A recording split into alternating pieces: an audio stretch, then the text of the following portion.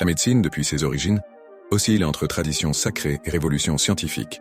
Elle commence dans des grottes humides, où guérisseurs mêlaient rituels mystiques et décoctions d'herbes, pour aboutir au laboratoire moderne, où des robots assistent les chirurgiens.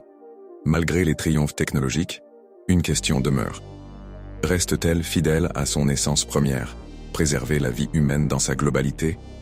Des systèmes comme l'Ayurveda indien, la médecine traditionnelle chinoise et les travaux des savants arabo-islamiques ont marqué des civilisations entières, prônant une approche holistique centrée sur la prévention et l'équilibre.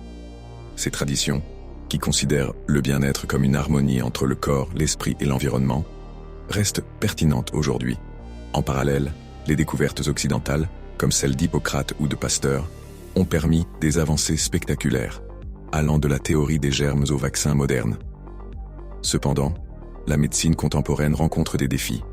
Trop souvent réduite à traiter des symptômes, elle néglige parfois l'écoute du patient et la prévention. L'influence croissante des multinationales pharmaceutiques oriente les recherches vers des solutions lucratives plutôt que durables, suscitant des dilemmes éthiques.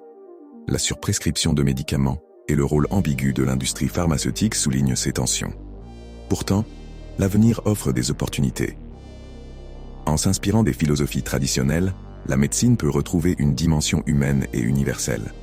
Elle doit évoluer vers une pratique qui intègre les avancées scientifiques, tout en réinvestissant dans la prévention, l'éducation et la réduction des inégalités d'accès aux soins.